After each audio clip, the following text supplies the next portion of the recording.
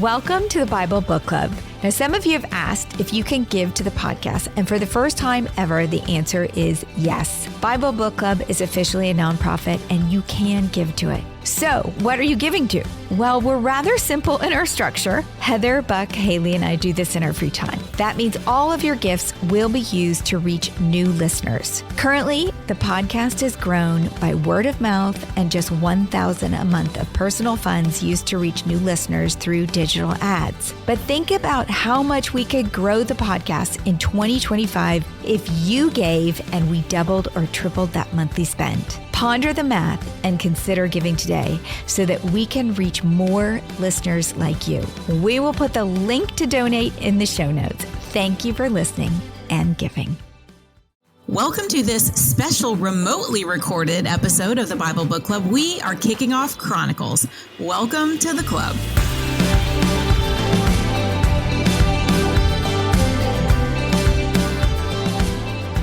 Last episode, in the overview of Chronicles, we discussed that Chronicles was actually the last book in the Hebrew Bible. It was a message of hope for the returned exiles and anyone who came after them, written specifically to remind them of their identity as Abraham's descendants. To build a case to convince the people of their identity, the chronicler takes them back to the beginning of man. And he was nothing if not thorough, starting with Adam and the 10 generations to Noah, then continuing with Noah's son Shem and the 10 generations to Abraham. Okay, so our chronicler is just getting started with his evidence to build this case. And know that despite all his detail, his heart is in the right place. He is concerned for these people he's living with. He sees their condition and their discouragement because after years immersed in foreign culture, they're confused. And they need to believe the promises of God. They need to choose to covenant with God in faith. And they need to trust that God will work all things together, even when it seems impossible. That is the chronicler's game.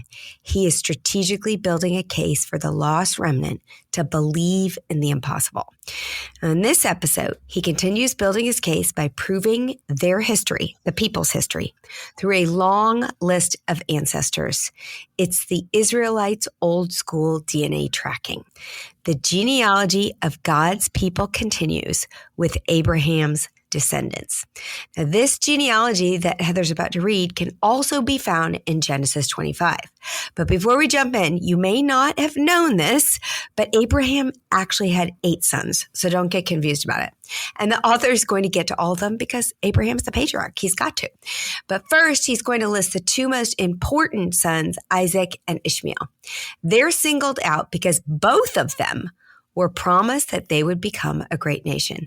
After mentioning Isaac, he saves him for last and goes straight into Ishmael's 12 sons. 1 Chronicles 1, starting in verse 28. The sons of Abraham, Isaac, and Ishmael.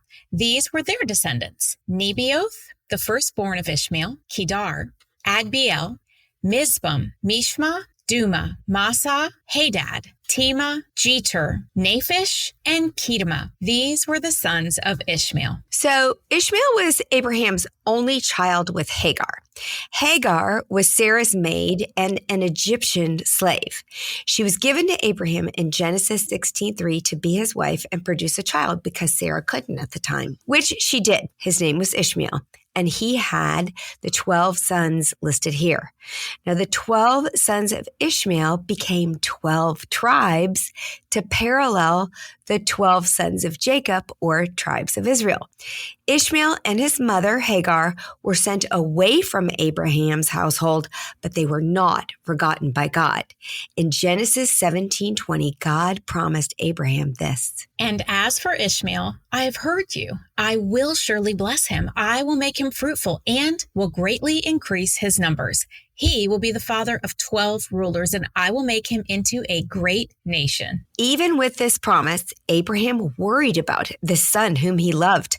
And in Genesis 21:8, God again comforted Abraham with this promise. On the day Isaac was weaned, Abraham held a great feast. But Sarah saw that the son whom Hagar, the Egyptian, had borne to Abraham was mocking.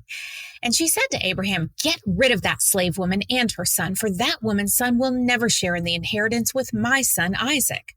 The matter distressed Abraham greatly because it concerned his son. But God said to him, "Do not be distressed about the boy and your slave woman. Listen to whatever Sarah tells you, because it is through Isaac that your offspring will be reckoned. I will make the son of the slave into a nation also, because he is your offspring." All right. So, the Chronicler is documenting all this because this is, again, the heritage of the people. The people of Ishmael lived in northern Arabia, where the 12 sons formed 12 tribes. Today, Islamic tradition claims Ishmael is a patriarch and traces Arab genealogy through Ishmael to the Prophet Muhammad. The next in the list of Abraham's descendants are those born to Keturah. It's hard to believe that Abraham had more children after Sarah died, because Abraham was 100 and Sarah was 90 when Isaac was born. Sarah was 127 when she died, so Abraham was over 137 years old when he married Keturah. With her, he had 6 more sons before he died at 175. These are the descendants of Keturah. Verse 32, the sons born to Keturah, Abraham's concubine, Zimran, Jokshan, Medan, Midian, Ishbak, and Shua. The sons of Jokshan, Sheba, and Dedan. The sons of Midian, Ephah, Epher, Hanuk, Abidah, and Eldaah. All these were the descendants of Keturah. Keturah is mentioned here as a concubine, but in Genesis as a wife. So we're just going to count her as a wife. A couple of her sons' names should be familiar, like Midian, who was the father of the Midianites. Remember, Joseph's brothers sold him to the Midianites, who in turn sold him to Potiphar.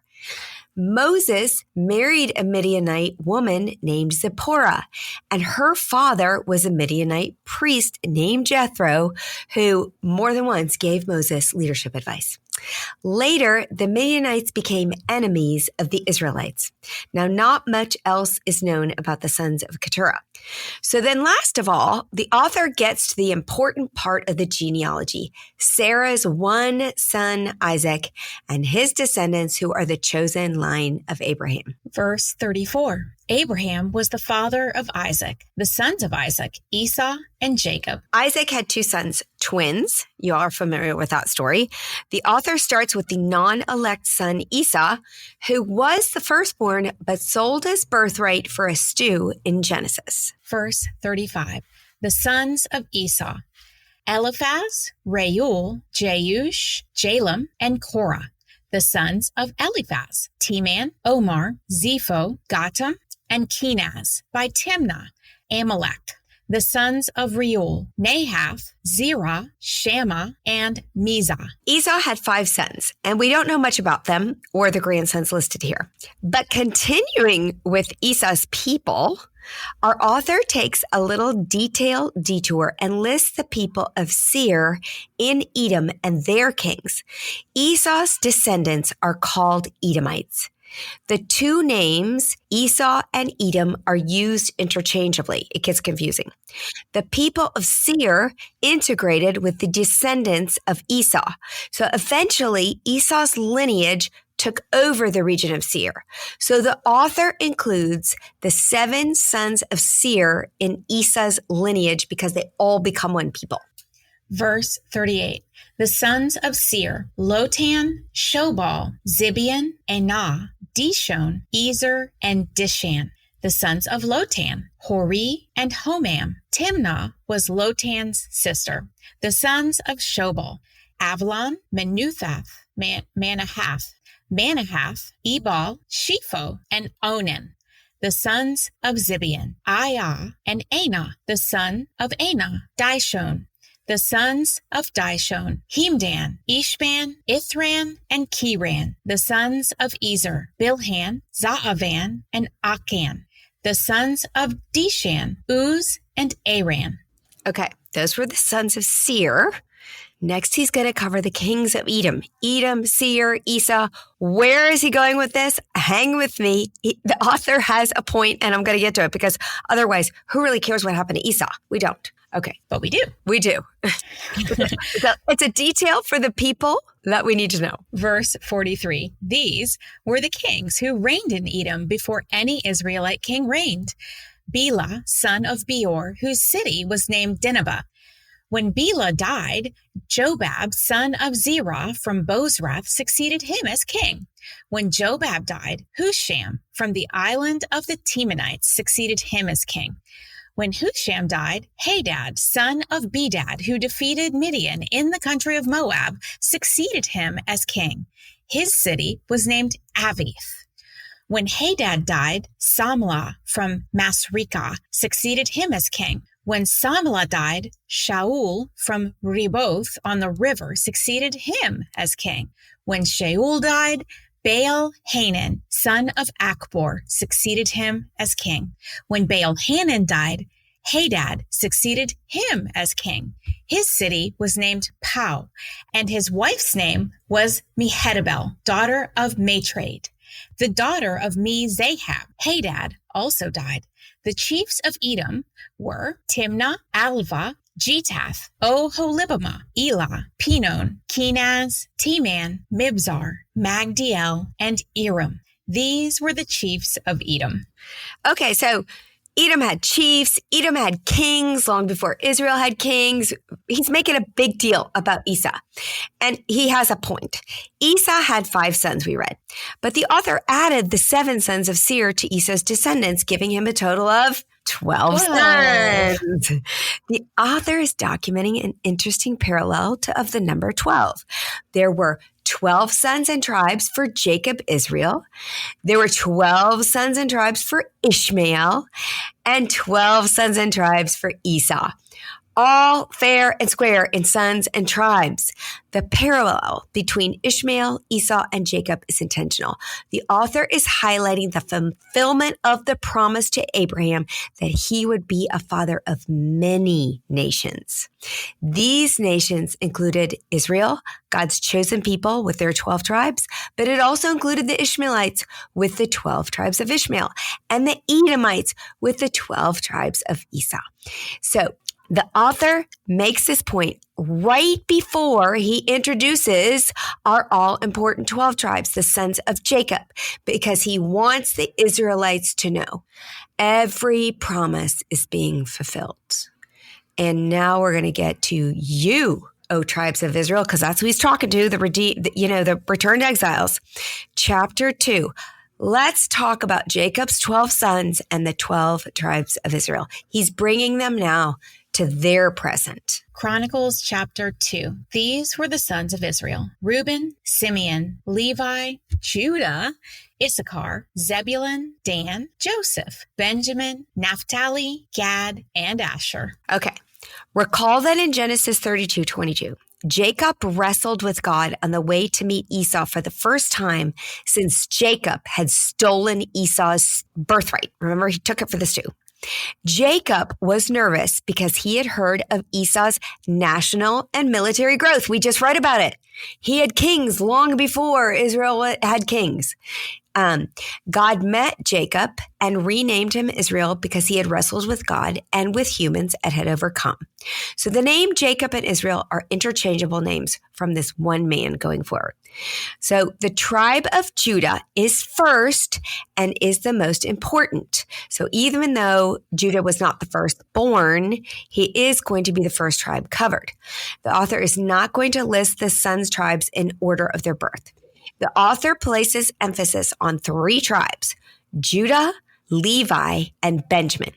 These 3 tribes led the others in the return to Jerusalem and the restoration of the temple. And the author will cover their descendants at key places in the list of the 12 tribes genealogy. Judah will be first in the genealogy, Levi in the middle, and Benjamin at the end. The most attention is given to Judah, but it's very close with Levi. I will say that. It is from this line, Judah's line, that we get that one special family. The Davidic covenant promised that the Messiah, the king who would reign forever, would come from the line of David. And that's why this line is so special. So first, here we go. Judah's sons sons from Judah to Hezron. Verse 3, the sons of Judah, Onan, Shelah. These three were born to him by a Canaanite woman, the daughter of Shua. Judah's firstborn, was wicked in the Lord's sight, so the Lord put him to death. Judah's daughter-in-law, Tamar, bore Perez and Zerah to Judah. He had 5 sons in all. Jacob's son Judah had a rough start. It was not good. In fact, there were times when I was really frustrated with him. First, he married a Canaanite woman. What was he thinking? Then he raised not just one, but several wicked sons. Then he tried to trick Tamar, his first son's widow, into waiting to marry his last son. That was a thing back then. When a husband died, his brother was supposed to then marry the widow to keep her line going, his line going. I don't know. It was a bad rule. So he tries to trick Tamar. He sends her back to her father and he says, you'll have to wait till Shelah grows up and then you can marry him. But it was a trick. He had no intention of actually letting that happen because his second son had died married to her too. Tamar was smarter and in return played a trick on Judah. She dressed up as a prostitute. Yes, she did. Went after Judah, her father-in-law, and she and Judah conceived twins, Perez and Zerah. I know, crazy story. It's a great story. You can listen to it in season 1, episode 30 about wily women who sometimes get their way, as she did. Despite Judah's uncertain start, he acknowledged his mistakes and worked to make things right with Tamar. He said that she was more righteous than him. And then he also worked to make things right with his brother, because that's another great story in Genesis 44. Remember, the brothers sold Joseph into slavery, and Judah makes this powerful speech to Joseph. He doesn't know it's Joseph at the time, that revealed his heart transformation. He felt bad about what they had done. You can listen to that in season 1, episode 33. Well, Judah learned and turned from his sin. So again, rough start, not a great guy, but he learned and turned from his sin, which is one of the best ways to find favor with God. God doesn't expect us to be perfect. He expects us to repent when we make mistakes. The result was that Judah and his tribe rose to the top, scoring the promise of the future Messiah because of Judah's repentance. They also formed the largest population of returning exiles. And that's for this reason, the Chronicler is speaking to this large group of Judite exiles, and he details this tribe with great care so that they can see where they fit into this line. Continuing in verse 5, the sons of Perez, Hezron and Hamuel, the sons of Zerah, Zimri, Ethan, Heman, Calcol, and Darda, 5 in all, the son of Carmi, Achar, who brought trouble on Israel by violating the ban on taking devoted things, the son of Ethan, Azariah. So Perez has 2 sons. We're going to cover them more in more detail because that's the chosen line. And Zerah has 5. Zerah has a few grandsons who get mentioned. Zerah's oldest son, Zimri, has this son named Carmi, who has a son named Achar. Joshua told us in the book of Joshua, chapter 7, that Achar was unfaithful and caused the Lord's anger to burn. The chronicler, most likely a priest, Ezra, is just got to get in it. He does not want the people to forget what happens when they are unfaithful to the things of the Lord. So he calls out Achar's idolatry in a little detour there. Well, the line continues with Perez's oldest son, Hezron. Verse 9, the sons born to Hezron were Jerahmeel, Ram, and Caleb. Hezron has 3 sons. All 3 get a lot of print. These are Hezron's descendants, starting with his second son, because this is the line to watch. These are the details of Ram. Verse 10, Ram was the father of Amminadab, and Amminadab the father of Nashon, the leader of the people of Judah.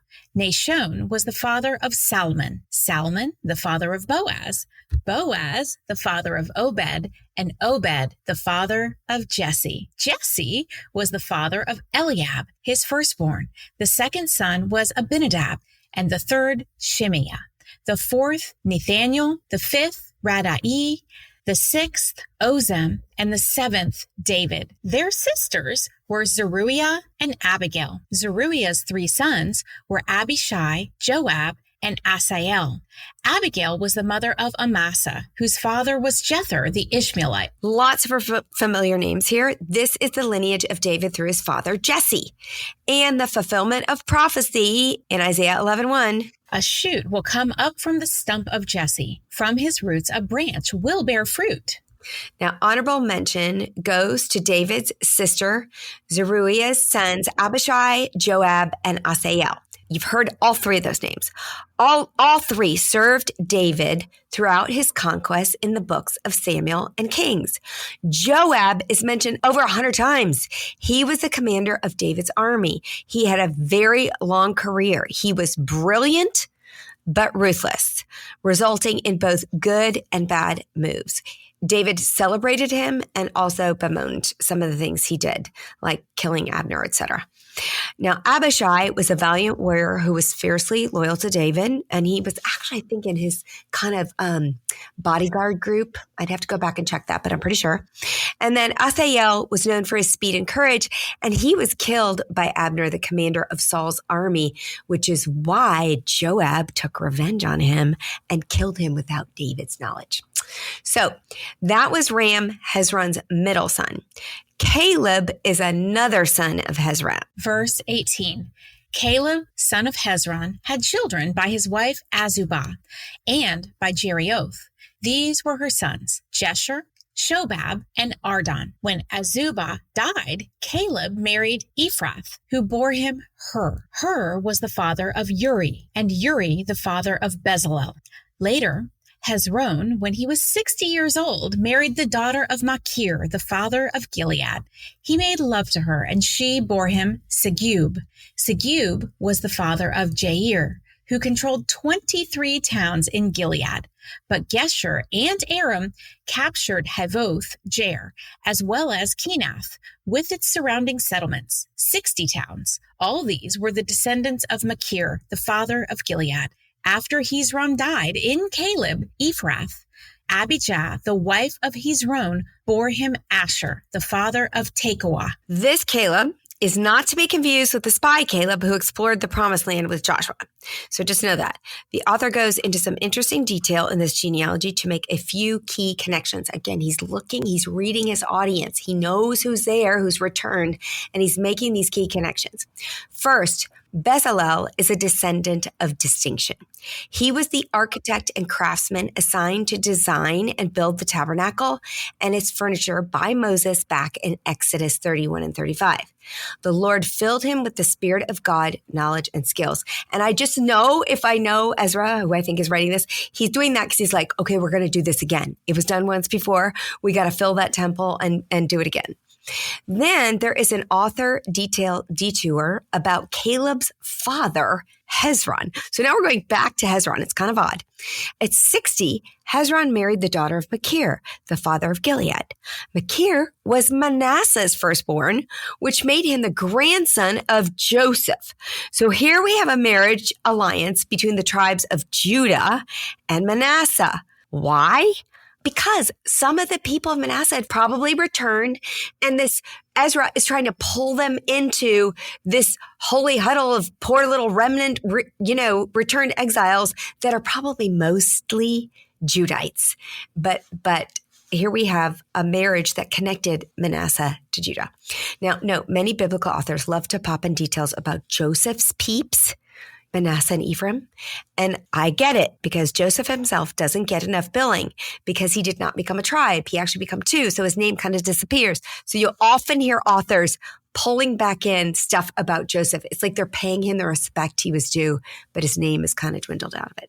All right. Next, we have Jerahmeel, Hezron's firstborn and the last of these three sons of Hezron. We had Ram, Caleb, and now we got Jerahmeel. Verse 25. The sons of Jerahmeel, the firstborn of Hezron. Ram, his firstborn, Bunah, Oren, Ozem, and Ahijah. Jerahmeel had another wife whose name was Atara.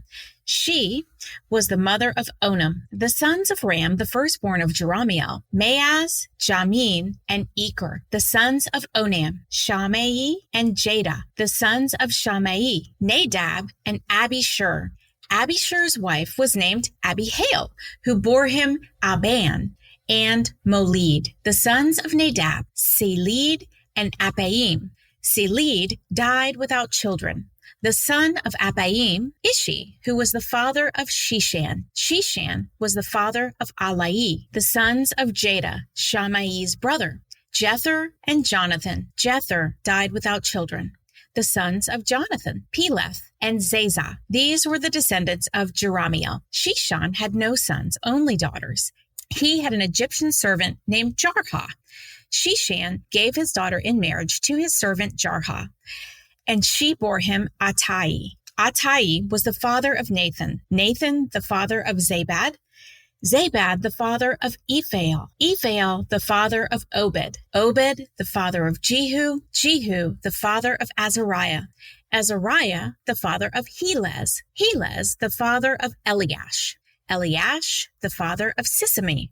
Sisimi, the father of Shalum. Shalum, the father of Jechamiah, and Jechamiah, the father of Elishama. Most of these names are going to be new to us, as there is no other Old Testament mention of this branch of Hezron's family.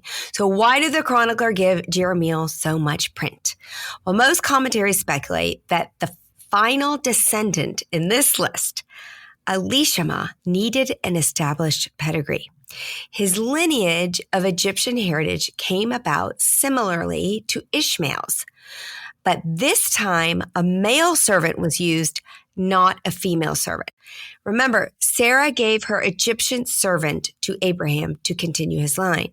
In this case, Shishan had no sons, so he gives his daughter to his Egyptian servant to continue his line. The chronicler is making the point that foreigners were absorbed into Israel in general and also into Judah's family specifically. The three sons of Hezron have all been documented: Ram, Caleb, and Jerahmeel. For some reason, the author takes us back to Caleb to give the details of his clan. Here we go. More sons of Caleb. Verse 42, the sons of Caleb, the brother of Jerahmeel. Misha, his firstborn, who was the father of Ziph, and his son, Mariashah, who was the father of Hebron. The sons of Hebron, Korah, Tapua, Rekem, and Shema. Shema was the father of Raham, and Raham the father of Jorkiam. Recham was the father of Shimei. The son of Shimei was Maon, and Maon was the father of Bethzor. Caleb's concubine Ephah was the mother of Haran, Moza, and Gazez. Haran was the father of Gazez. The sons of Jadai, Regem, Jotham, Geshan, Pelet, Ephah, and Sheaphah. Caleb's concubine Maacah was the mother of Sheber and Tirhana. She also gave birth to Sheaphath, the father of Madmannah, and to Shiva, the father of Machbenah and Gibeah. Caleb's daughter was Askah. These were the descendants of Caleb, the sons of Hur, the firstborn of Ephrath, Shobaal, the father of Kirath Jearim, Salma, the father of Bethlehem, and Hareph, the father of Beth-Gader. The descendants of Shobal, the father of Kiriath Jearim, were Hareph, half the Manahathites, and the clans of Kiriath Jearim, the Ithrites, Puthites, Shumathites, and Mishraites. From these descended the Zorathites and Eshetolites, the descendants of Salma, Bethlehem, the Nephthathalites, the Netophathites, Atroth, Beth Joab, half the Manassaites, the Zorites, and the clans of scribes who lived at Jabez, the Tirathites, Shimeathites, and Sukathites. These are the Kenites who came from Hamath, the father of Rechabites. All right, before we try to unravel the headcount of Caleb's blended family, the author has buried another key detail for us. Of course, that's why Heather had to read all those names. Heather, reread verse 51. Salma, the father of Bethlehem, and Hareph, the father of Beth-Gader.